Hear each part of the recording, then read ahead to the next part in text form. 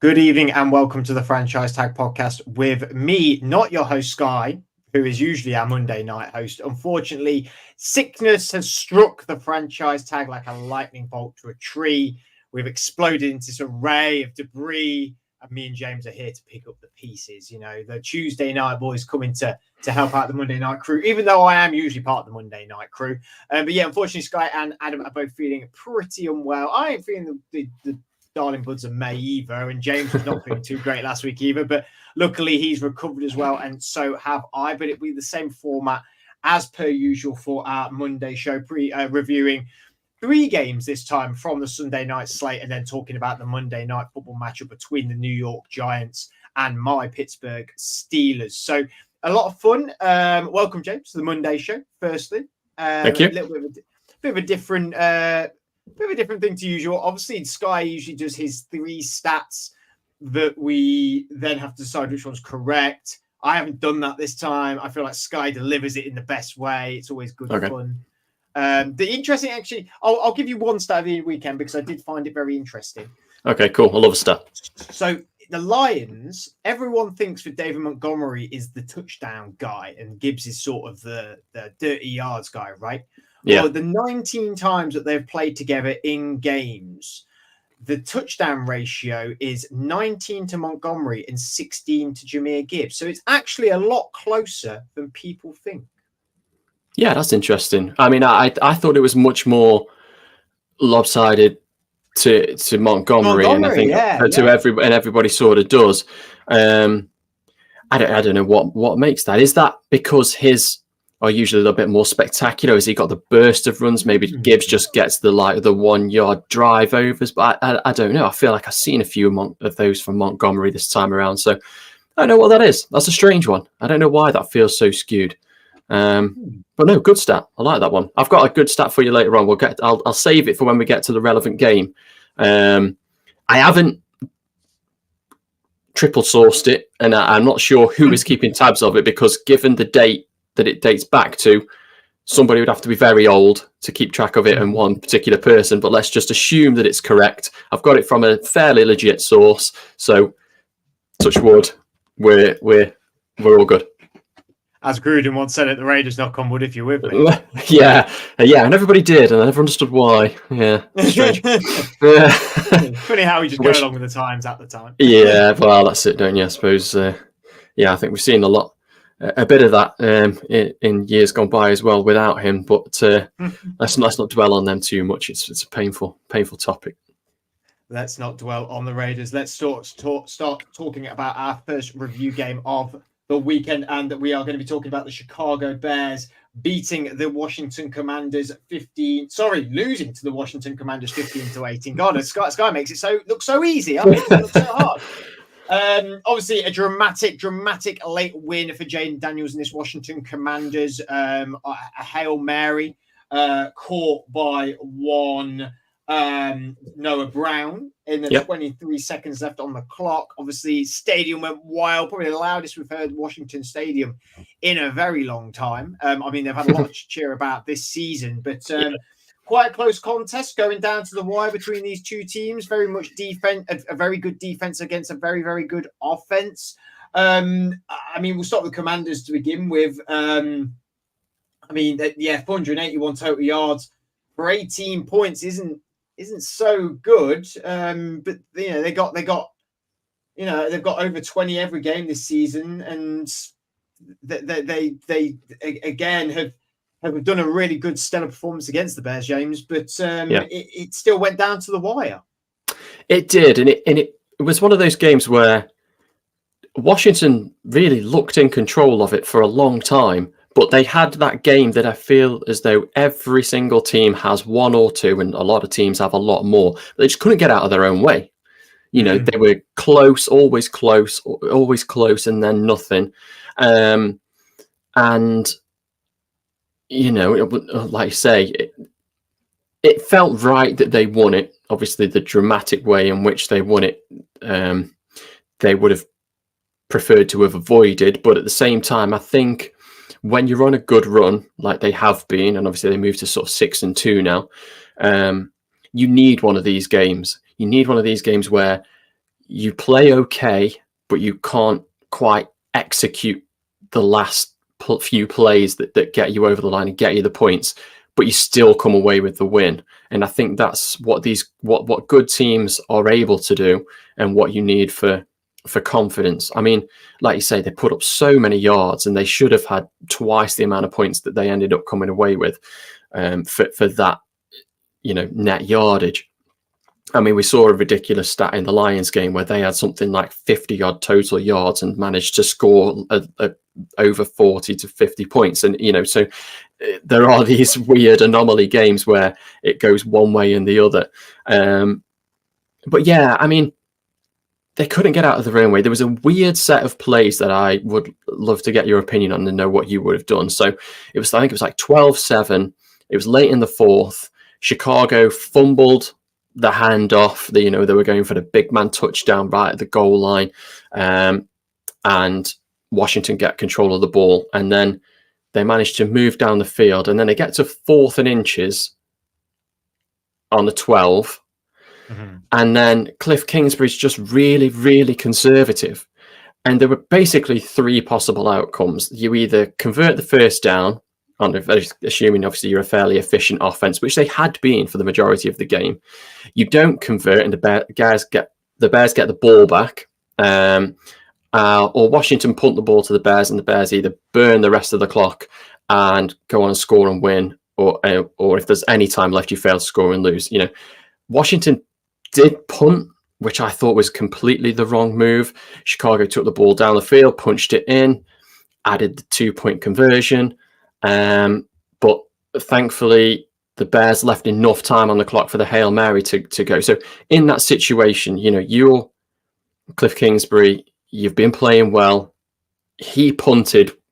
Would you have punted there? It felt like nobody else would. Tony Romo was like, it's even saying this is ridiculous to punt, just go for it. I think when you're the best rush, one of the best rushing teams in football with Jaden Daniels, you got to go for it. I think you do got to go for it. It's tough. I think it's tough in those scenarios. I think there's a lot of feel to it, isn't there? When you're there's a lot of feel to what's going on. I mean, this Bears defense is a pretty decent defense. Yeah. And they were having their number at some points at this point. So I think I would have gone for it. I am a little bit less conservative than most. Well, not that I've ever been a head coach, but than most head coaches. So I'd have gone for it. Yeah. Jane Daniels is that guy.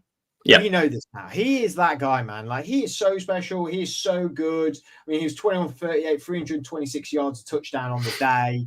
Like, played really well. Like, this guy's really great. He is really, really great. And I think you're very right when you said about, like, every good team needs these. It's a wake-up game, isn't it? It's a wake-up, you're not that good game. Ravens got it.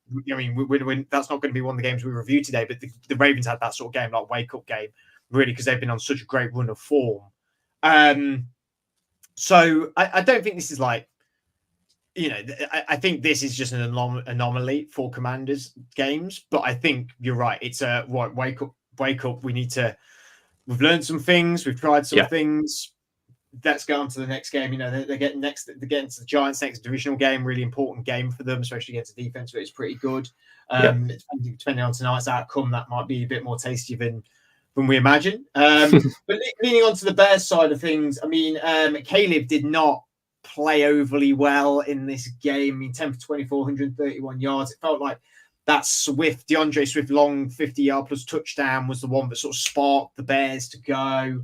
And they're a good they are a good defense. I think they kept them in it, and the Bears yet again on the sort of in that limbo moment, aren't they? Still in that limbo moment. Yeah, not sure what they are yet. I think no.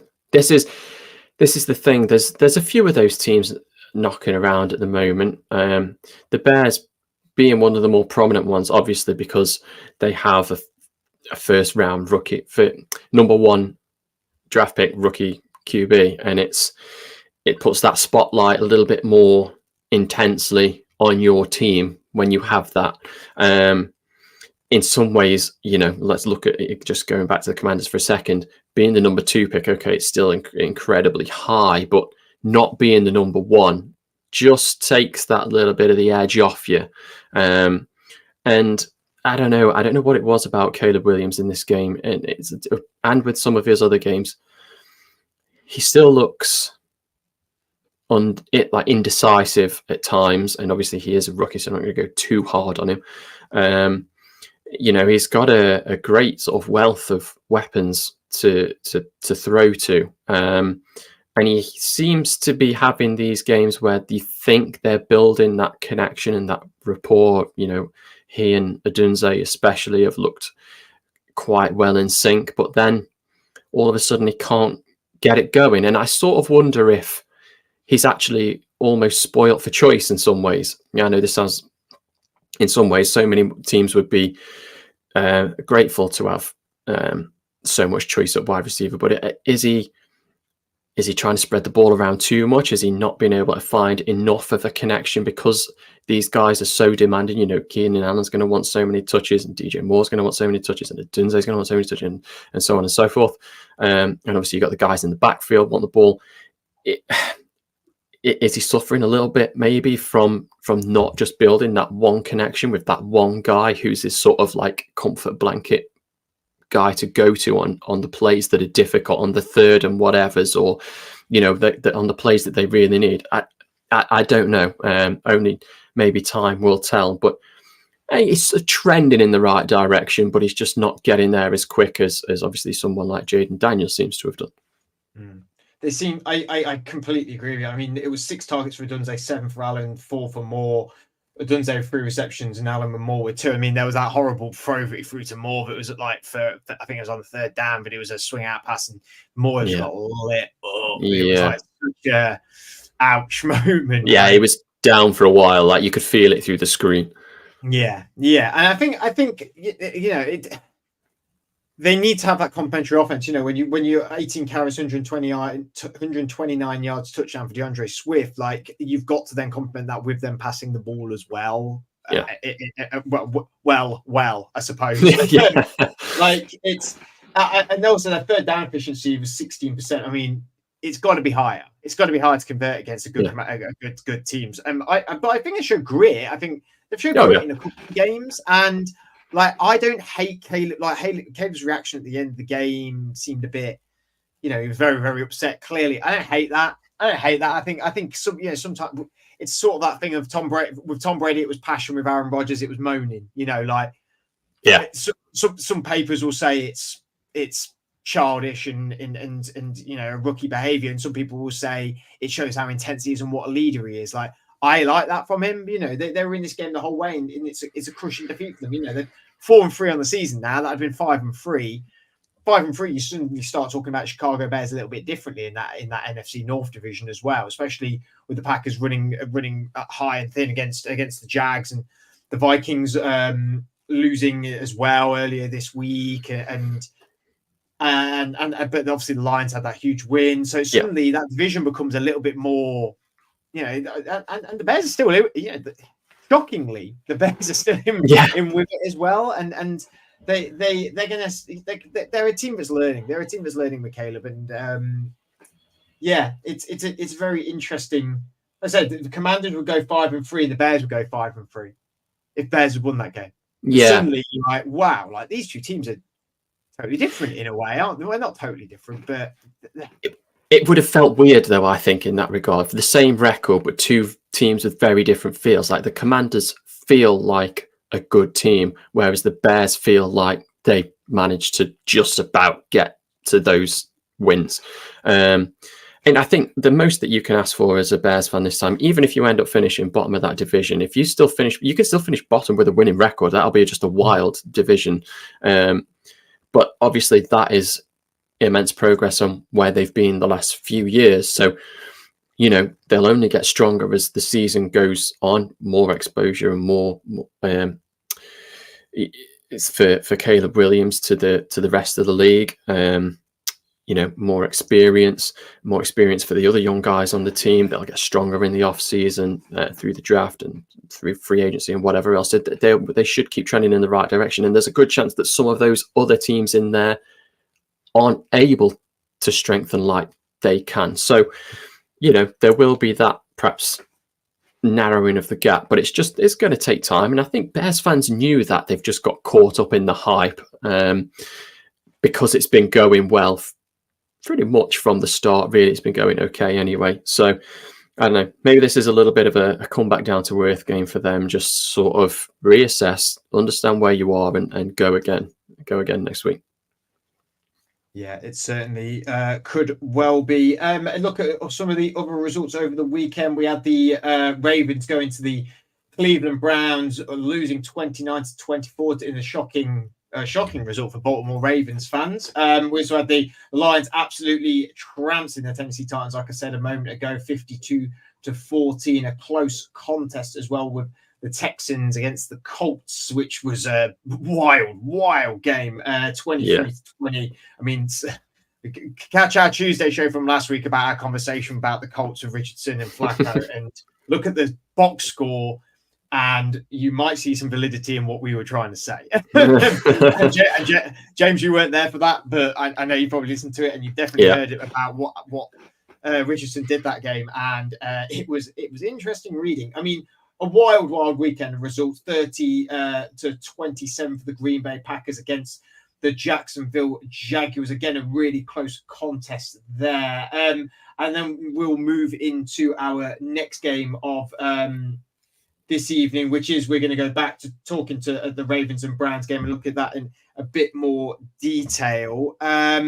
So, yeah, I mean, the Browns beating the Ravens, the Ravens sort of had this coming that, they started the season poorly, losing 2 games, but like at the same time, you were like, it was against the Chiefs to open the game, and this team's got something about it. And then obviously they've just been on this trajectory, Lamar Jackson MVP conversation, along with Jared Goff, obviously. But the Browns came and conquered, I suppose. It just felt to me, James, like a bit of not an old school AFC North game in terms of like running the ball and hard-nosed defense, but like an old school as in like really tight, like don't make mistakes. Yes. Yeah. Who's going to blink first? That sort of thing. It was the first game that we've seen Jameis Winston starting for the Browns as well. He had a pretty decent day, 27-41, 334 yards, 3 touchdowns. And then the Ravens probably going to be looking back at this game thinking, if they don't get the number 1 seed in the AFC in the playoffs, they can look back at these sort of games and think, gosh, if that had just gone a different way, maybe. So we'll start with the Browns to begin with. I mean, what were you impressed with in this game? Because, there's been a lot of very unimpressive moments with the Browns this year. Yes, very much so. And you have to say that they just looked a much more competent offensive outfit with Jameis Winston under center. There goes sentences you didn't think you'd say in 2024. Yeah, I mean, 401 total yards, 29 points, a season highs for them in a season of very, very poor lows, unfortunately. And obviously injuries have played a factor in that as well. They haven't been that game-wrecking defense that they have been over the past couple of seasons. But at the same time was that, you're going up against, I think the Ravens are currently the league's worst passing defense. And so, is it a case of just the right matchup at the right time for Cleveland? But again, there's that sort of heightened, everything heightens when it's those division rivalry games. So it wasn't, a huge surprise in the end, I don't think, for many, because you get these games and anything can happen. Obviously, a lot of people would have assumed that the Ravens would have run away with it, but I think that the Browns did a good job of keeping Derrick Henry out of the game for long stretches. He got, I think it was a 39-yard run. that you sort of thought, okay, yeah, here he goes. And then he's sort of had the touchdown, which was a couple of yards in the fourth quarter, but he was pretty absent for long stretches of the game. Had 11 carries, fewest of the season.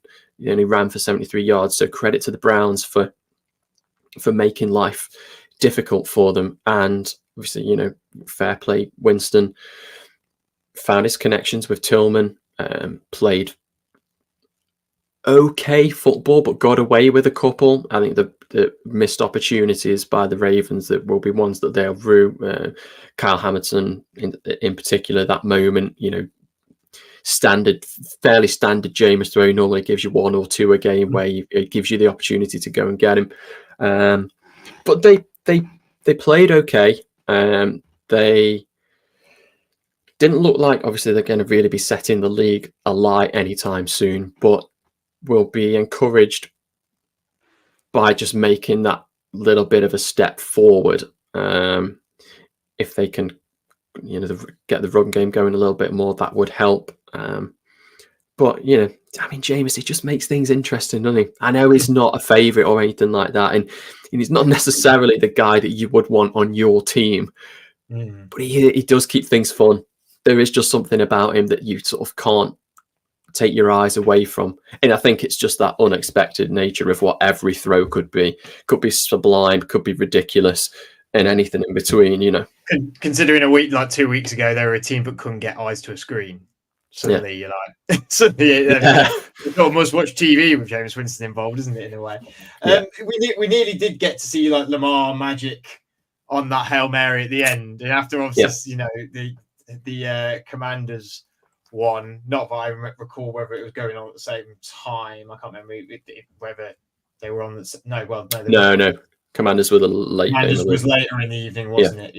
Yeah. So it would have been fun if we'd seen one Hail Mary for the Ravens win and then the Commanders win with Hail Mary as well. Like, but you're right. You know, they only had 80-yard rushing, but they were effective in the pass game, and that's what we've critiqued about the Baltimore Ravens for all the season. Is they're the best rush defense going, but they're really if they want to be a Super Bowl contender, they need to sort out this passing offense. And the Browns really really took advantage of that. Do you think that's sort of it's becoming the blueprint now of how to beat the Ravens? It seems that way, yeah. I mean, you know, having your starting corners in Marlon Humphrey and Nate Wiggins out, that's going to make things a little bit more difficult. You know, you're relying on second stringers and backups or rookies or whoever it is. So they are missing a lot of experience there. But yeah, I mean, it's been too easy. It's just been way, way too easy. And a couple of years ago, it sort of felt like it was the other way around. Like the defense was really carrying them, getting a lot of turnovers, causing a lot of havoc. You know, and we mentioned Kyle Hamilton before. You know, he's he was playing at all-pro level, and he's still playing well. Don't get me wrong, he's just not getting. He's not getting to the line as quickly. He doesn't seem to be creating as much in the backfield. You know, he nearly had one today, and if he'd have had that would have, I think, sparked a little bit more confidence in the Ravens defense. I mean, Eddie Jackson had opportunities for interceptions, I think, on 2 occasions. Both went straight through his hands. So they've just been sloppy, unfortunately, and you can't afford to be that if you have aspirations of making a Super Bowl. But by the same account, you know, Rashad Bateman, the big third down drop in the fourth quarter when the Ravens were down by 3, that would have taken them, you know, a lot further downfield and perhaps would have sparked them into taking the lead late on, which they perhaps could have defended, perhaps would have encouraged them to run the ball a bit more and burn the clock down and give more to Henry and see if he can just do the thing that Henry does, which is plow his way through in the last few minutes and just destroy teams' confidence. But obviously we never got there. So fair play to the Browns. They came, I think they had a strong game plan and they stuck to it. And they got a bit lucky, and that's sometimes just what you need. Luck, haven't you, in these games? Of course. They've had none the rest of the year, so I think it's fair that you do a little bit in one game. I think it's these sorts of games where, like, if the Browns can squeeze out a few wins in this division, then the division could open up and it can be a bit all to play for.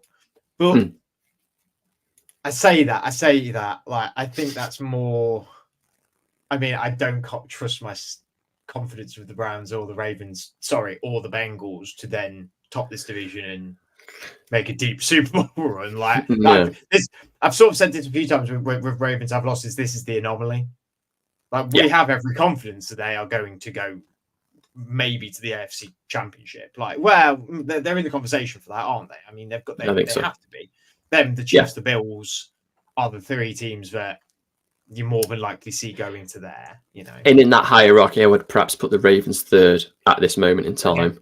But I, wouldn't be surprised if they got there either. If they were able to, in this sort of run, pick off, the Bills somewhere along the line or something, if it came to it. But by the same account, they are going to have to step it up. They are going to have to improve, and that defense is going to have to come good. There's still time for that. Like you say, this could be a blip, and they could go on another 5 or 6 game win streak, and you're like, okay, everything's fine. And they take that confidence into the playoffs, and maybe they lose one at the end when they rest key players or whatever else. That game where they just don't need it anymore. But like you say, it's a weird division. I think it's the Ravens to lose. Yeah. But, I've seen stranger things in football for the Ravens to still lose it at this point. There's that other team that's in there. What are they called? The Pittsburgh, the Steelers or something like that. I think they could do okay as well if they can pick up a victory. I think it's tonight. You might know a little bit more than me. I know a lot more than you. Don't I know that for sure. I mean, that is the issue with this Ravens team, is that they have had injuries in the past. Like, their seasons have come crashing down because of injuries to players like Lamar.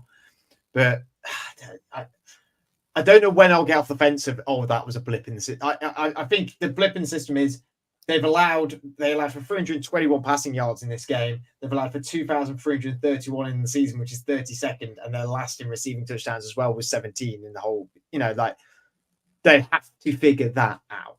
That is how teams will beat you. That's the bit you've got to work on, and that's going to have to. They're going to have to do a lot. They're going to have to do a lot to then shut that down for them if they want to be at that Super Bowl contender at this time.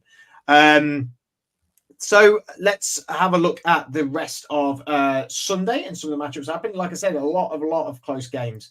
Excuse me, sorry. I'm also a little bit sick as well, but I'm persevering. So Cardinals beating the Dolphins with a field goal to win the game 28-27. Our good friend Andy Davis from Across the Pond podcast was at that game, which being a Dolphins fan, I'm sure was not that enjoyable for that day. The Falcons. Good to see Tua back, at least. Very good to see Tua back. Yeah, it is good to see him back. And they look so good with him. Like, he sort of shrugged off every sort of negative thing I've ever said about him in that game in a weird way, because it just looks so much better. The Falcons beating their division rival Buccaneers 31-26. The Philadelphia Eagles trouncing the Cincinnati Bengals 37-17. One that Gareth was very, very pleased with. The LA Chargers beating the New Orleans Saints 26-8, and they were benched Spencer Rattler in that game as well, which was not entirely surprising, I suppose. The Buffalo Bills still on their winning streak of 31 against the Seattle Seahawks, who scored only 10 against them. And we'll move on to our last review game of this evening, which was the New England Patriots hosting the New York Jets and beating them 25-22. A game that was a close contest, like I've just said about every game this weekend, which was a really good fun and a scrappy win by the New England Patriots, James. And it's a shame that Sky's not on, because obviously he'd be definitely here to gloat about his Patriots team winning. But a good scrappy win after coming back from London. The Jets also a team that lost in London, subsequently losing their head coach.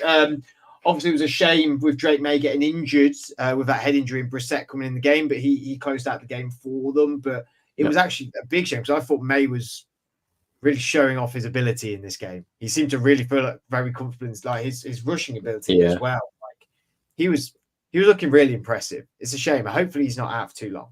No, I think I've enjoyed watching him the last couple of weeks. I think obviously the the Patriots have done the right thing here. Sit him for a while, let him learn, let him, obviously get more reps in practice and everything else. They can afford to do that. They've got Brissett there, who I think must be great for any young quarterback to be learning under. I mean, he came in late and he did his sort of Jacoby Brissett thing and managing the game and seeing out the win. He didn't have too many flash plays until the end. Let's hope it doesn't keep him out for too long or hinder his progress in too much of a way. But yeah, he's sort of living up to that dual threat billing that he sort of created for himself in college. It's going to take time, obviously, for these young guys to get comfortable in the league. But I like what the Patriots have done here, and I look forward to seeing more of May. Yeah, I think I was quite impressed with him in this game, to be honest. I mean, this is the most points they've had this season, which when it's 25 points is a little bit, it's pretty bad. But to week out, I mean, as well, they're 247 total offensive yards to 336 by the New York Jets. Like this was the epitome of scrappy. This was like a bit more like classic New England. If you get what I mean? Yeah, I see. I can see it. Yeah. I mean, I think the defense just looked a little bit more together. And after last week where they were called out as being a bit soft and everything else, they really needed that. And there was some interesting matchups because obviously you've got Christian Gonzalez, who's been playing well pretty much since he's got into New England, and he mostly shut down Davante Adams on 23 routes. The Adams had one catch for 16 yards. On the other side, you had Marcus Jones, who was having a bit of a bad day against Garrett Wilson. He had 22 routes against Wilson, allowed 5 catches for 113 on 8 targets. Wilson, he caught 2 nice fades, a nice crossing route, a corner route on Jones. And so that was where the Jets were having success, but you can't have it all, obviously.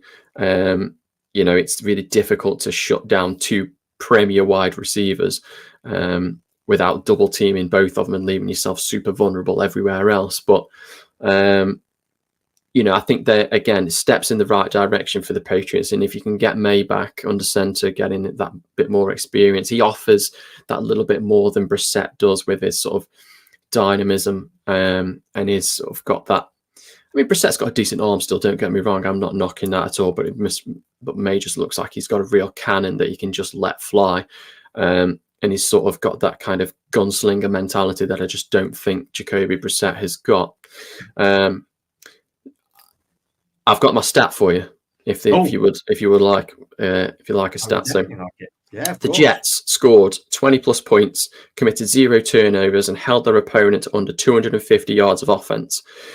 Since 1940 until yesterday, teams were 756-0 when hitting those 3 metrics, but the Jets managed to become the first team to lose. 750 and 756 wins to 0 losses when committing that.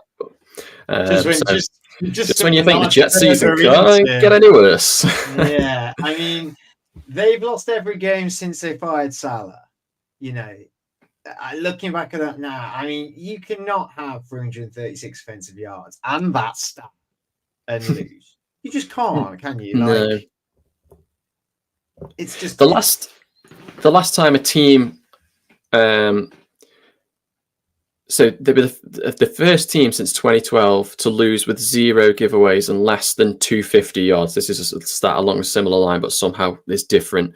The last time it happened was also a team quarterbacked by Aaron Rodgers in a Green Bay loss to Seattle. So he just seems to have these stinkers now and again. And I just don't know.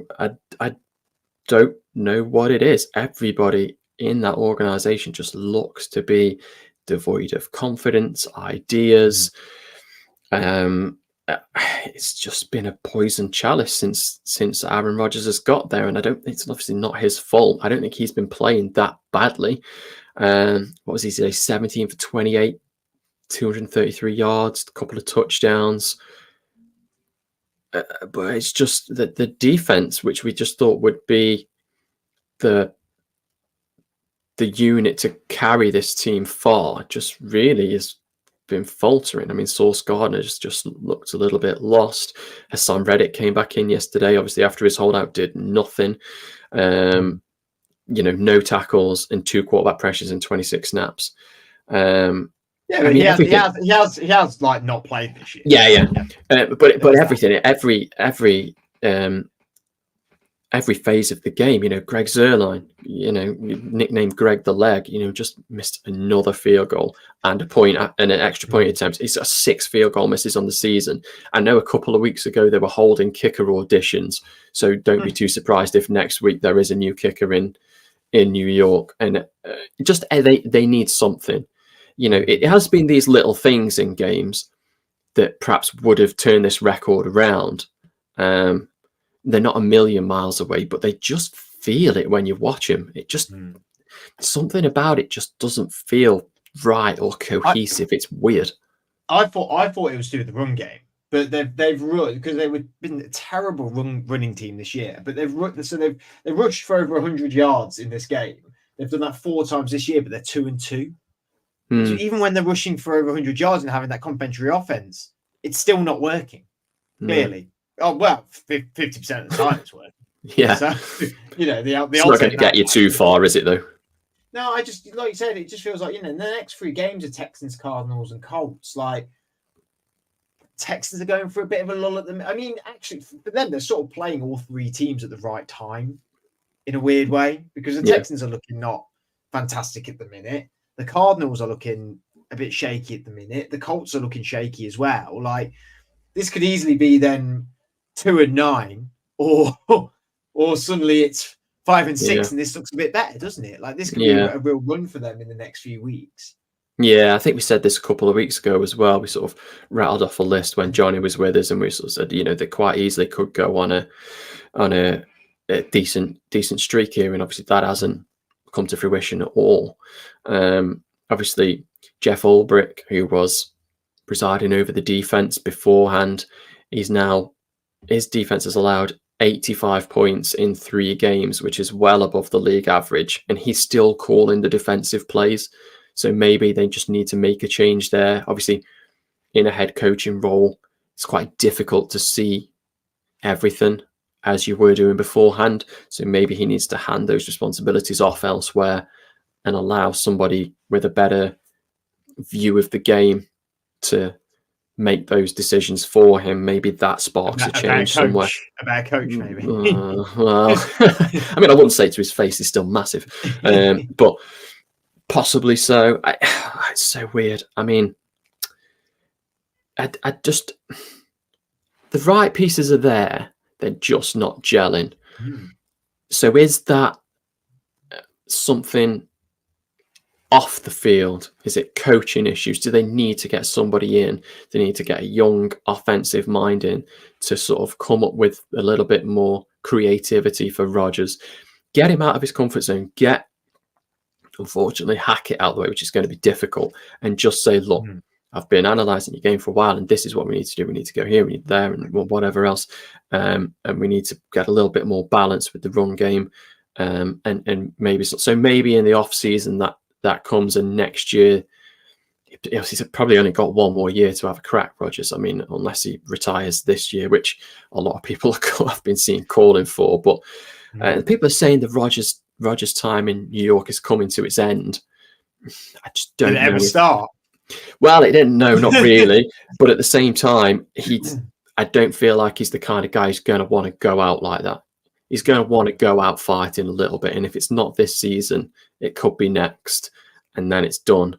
But who knows? Who knows? It's just feel for New York fans. They had so much hype going into last season. It came crashing down after a couple of snaps, and then this season's just never got going either, and no matter what they try on the field. So if it's not on the field, maybe it's off the field, I don't know. Maybe it's just a poison franchise. I don't know. Maybe they just need an exorcist to come in and sort of like get rid of some demons in that back office or something, and just, I don't know. They need to try something different, because whatever they're doing at the moment, it just isn't working. Maybe they need the voodoo doctor in there to try and sort something out, get that juju back. I can imagine Aaron Rodgers probably knows somebody. More than one person, I would imagine. Yeah. Let's before we go on to Monday Night Football, let's have a look at the last of the slate of the games before we move on to that, and that is the Broncos beating the Carolina Panthers 28-14. Panthers was still one win on the season. The Kansas City Chiefs, still unbeaten, 27-20 against your Las Vegas Raiders. I'm sure you're pretty sick of hearing that by now, but you held them. Yeah. You held them for a while. There was some to and fro in between the teams. Yeah, silly mistakes. I mean, how do you get to the 2-yard line and not come away with anything? Obviously you go for it on a fourth. That is the right. I felt that was the right call to make at the time. The inconsistency in the sort of big calls on fourth and short. It's just Alexander Mattison has come in and just hasn't got the run game going. Minshew fumbles again. I won't be surprised if Desmond Ridder starts next week against the Bengals. I just really won't, because I feel like Pierce is sick of Minshew already, and his silly mistakes and his costly turnovers. And it was there again yesterday, and he played well. He did the sort of Gardner Minshew thing where you get like Jekyll and Hyde. Played well in the first half, terrible in the second half. Sometimes it's the other way around, like it was against the Ravens earlier in the season when they actually did manage to win a game, but it feels like such a distant memory now. So a lot of frustrations there. Defense played well, good signs there. Great to have Jacoby Myers back. He looked good, but struggles elsewhere, unfortunately. And to round it off, we have the San Francisco 49ers in the late game, who beat the Dallas Cowboys 30-24. Still a lot of problems in Dallas. But now for the main slate of the evening, and that is talking about Monday Night Football. The Pittsburgh Steelers hosting the New York Giants, a team very much in form. The Pittsburgh Steelers, it feels like, after their win last week against the Jets, 37-15. Big win for the Steelers. The Giants coming in staggering, it feels like 2-5 on the season so far, needing to get their act together. Really, how do you see this game going this evening? Not particularly well for New York, unfortunately. Oh, okay. I don't know. Some interesting stats from this game as well, sort of not necessarily in game related, but the Steelers haven't lost a home game on Monday night in 33 years, 14-0. The Giants were the last team to beat them, coincidentally, in 1991. But Daniel Jones is 1-15 in his career in primetime games. So maybe that negates that. I just think the Steelers... It was a weird one last week, because I really didn't want them to do very well when they bought Russell Wilson in for Justin Fields, because I felt like they'd done him really dirty. But then he played well, and that was really annoying. And I'm kind of sick of Russell Wilson experience at this point. But they look competent, and so you're looking for that to continue this week. I think, the last week, the Giants were absolutely smashed on the ground game by Saquon Barkley. I think he had 176 rushing yards or something like that. And the Eagles were like 260 plus on the ground. The Giants are like 25th, I think, in the league in run defense. And they allow an average of, I got it here, 138.1 yards per game. And the Steelers have been a very well-run, orientated team, and now it's difficult, because obviously you had that sort of big scramble plays from ability from Justin Fields, and what has he taken from there? But the Steelers are 9th in the league with an average of 134 rushing yards per game, so it just feels like that's going to be the way to ground this game out. Just wear them down on the ground. There's some good matchups in this game. I feel as though it's going to be quite difficult evening for Jermaine Illuminor at right tackle for the Giants when he's coming up against TJ Watt. time after time after time. He missed a bit of time this past week with a groin issue as well. So if he's not 100%, you're flipping Evan Neal out there, who hasn't played particularly well since he got to New York, unfortunately. And without Andrew Thomas as well, you got Highsmith on the other side. Like, yeah, it feels like this is Daniel going to Jones deer in the headlights. No running game either, and we're the best run defense. Sorry, we're second. We're second or the best? I can never remember now. I'm not sure. We're pretty good. We're pretty good against the run. Yeah. So I just think it's going to be like we've sort of said it a few times this evening. Just run out of ideas. I just don't. The only thing is that with Malik playing. Yeah. We can be a bit rubbish over the top sometimes. We are tidying it up, but I just don't see if we play anywhere like we did against the Jets, we're bowling over this team. Absolutely bowling over this team. I still think the Giants may put some points on us because there may be a busted coverage every now and then. And this Giants defense, I do think they were terrible against Eagles last week, but there's some good players on this defense. So there are some good players, and we can be got at as well. Is my only problem. Yeah, I mean, you're looking at Dexter Lawrence, who's up until this week was leading the league in sacks. I think he's got 9 on the year, and he's coming up against third string center, is it Ryan McCollum? And so he hasn't been bad though, to be fair. He hasn't played badly, but I don't know if he's come up against anybody the likes of Dexter Lawrence yet this year. And but even that, Dexter Lawrence has been pretty much playing against double coverage all the time as well. He's still managing to just bust everything. He's just playing out of his mind at the moment. He has been the highlight for New York, I think. And so if there's going to be a spark, I think it's going to come from him just making those crushing plays. And if he can get it, Russell Wilson a little bit more, but maybe you see a bit more Justin Fields. I mean, maybe you see this sort of flicking in and out where Fields has that escapability and that burst that Wilson hasn't got, but Wilson just, makes the plays with the arms. Perhaps you see that little bit more dual QB kind of mix. Yeah, well, if you're going to negate Dexter Lawrence, then getting the ball out of when the quarterback's got the ball, getting out of the pocket as quickly as possible in the opposite direction to which he's coming from is the best way to do that. And Justin Fields is the guy for that for me over Russell Wilson. But if Wilson can, he looked like he's playing with much quicker release than he has done for a long time. When he played the Jets, he's getting the ball out of his hands really quickly. In Denver, it was just hold it, look, nothing, bang, gone. And so he looks to have tidied that up a little bit. So if he can do that, then that might negate the pressure from Lawrence as well.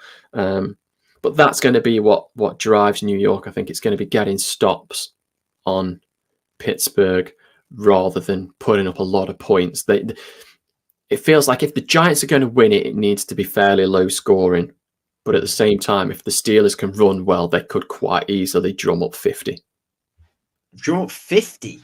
A couple of takeaways. You just don't know. Have you seen 50. Daniel Jones's inaccuracies? I mean, he's primed for a takeaway or 2 per game. I can't say he's putting 50, but I can. I may have been over exaggerating just to get on your right side. You know what I mean?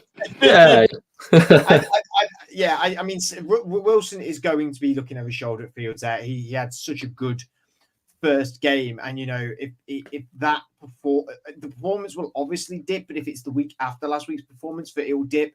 Suddenly it's going to be like media straight away, like, well, last week was just an anomaly. It's back to Wilson, how he was at the Broncos and this and that and the other. And I think he really doesn't want that to happen. And I think even if he has a bad game, I still think Tomlin sticks with him the next game. I don't think that would change. I think it's a divisional game next game that we've got, but I can't remember off the top of my head who we're playing. So I think he's gonna want to put on performance. I mean, how we've been playing, we beat these. We're going to beat these guys. Like I cannot see the Giants beating us in any sort of way. Their run game isn't good enough. They can't jump for it. I mean, Joe Porter's playing at a good level now. The rest of our secondaries get in there. We've sort of caught the Giants at the right time. They've just been like knocked out by the Eagles. is the Steelers the team you want to play to come back up swinging? Probably not. Absolutely not with our defense. Especially going to Pittsburgh as well. That's a big journey. That's a pretty hostile place to go. Terrible towels will be flying at full mast. It just feels like just not a great place. I mean, I was looking earlier. The Giants haven't played in Pittsburgh since 2016. Obviously, not every team comes against each other that regularly. And so really, in terms of consistency of players, there's not really going to be any of the squads that have been overhauled so massively. But, even just organizationally, it just isn't a trip that they're used to making. And it's about an 8-hour drive from New York. Feels what's that? long. Yeah, they're going to fly. Yeah. Surely. Well, I don't know. Pittsburgh's just that place that I just feel like on a Monday night, you don't want to go there, man. Yeah, I get what you mean. You're not really talking distance. You're talking more like optics of like going. Yeah, that's it. Monday night lights. The nation's watching you. It's loud. We're in a good spirits at the minute as well. Like the crowd's going to be hot. Like it's a tough place. It's going to be a real tough place to go for the Giants team. They didn't need anything else stacked against them other than just the opposition. When you get the opposition and the opposition's fan base and being on the road and being in prime time, and the spotlights are on you. You've got like that extra bit of coverage from like having the Manning cast as well, and everybody who's on there, and it's just like it just doesn't feel like it stacks up well for New York. It really doesn't. I hope they can keep it to a closer game and keep it interesting. But quite similarly, every now and again, I love a gritty game. I love those games that feel like you're throwing you back to the 80s, where it's just them sort of smash mouth, pound the ball on the floor kind of football. But at the same time, if you get that game, but it's also a complete blowout, something they're nice and easy to watch, and it's just like I can see if one team's going to do that and pull that off, it's going to be Pittsburgh. And so if it goes that way, I won't be massively surprised. What's your score prediction? I mean, I won't go to the extreme of saying 50 odd to whatever, but I could quite easily see it being a comfortable 35, 12, 14, something like a garbage time put up from New York. But I could see Pittsburgh holding them to less. Oh, I think, we let 15 against the Jets. I think I'm going to go with 12. No, I think I'm going to go. I think I'm going to go 17 for them as well. But I think 27. I think 26 this time. 26. Okay, what did you put up against? Sorry, what did you put against New York? 37. 37. Yeah, I don't think we'll put 37 up against them. I don't think we can roll. I don't think we're that rolling an offense. You know what I mean? I don't think we have two amazing games for us. I don't know. You get that extra buzz of seeing the Ravens lose yesterday as well. You just that keeps things interesting if they can. The point differential could be quite interesting in that division towards the top.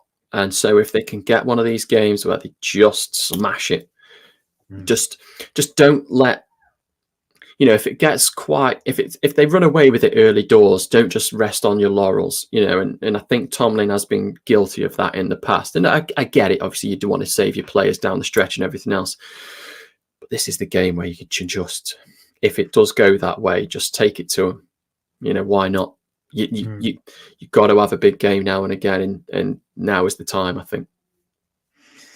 Well, I'm certainly hoping for that. I'm not staying up for it because I just don't do that anymore. But I will definitely catch the highlights tomorrow. But thank you, everyone, for watching. Hopefully for a Steelers win. Thank you, James, for joining me tonight on the Monday night show. We'll be back, both of us, hopefully tomorrow for the Tuesday night show. So make sure you catch that.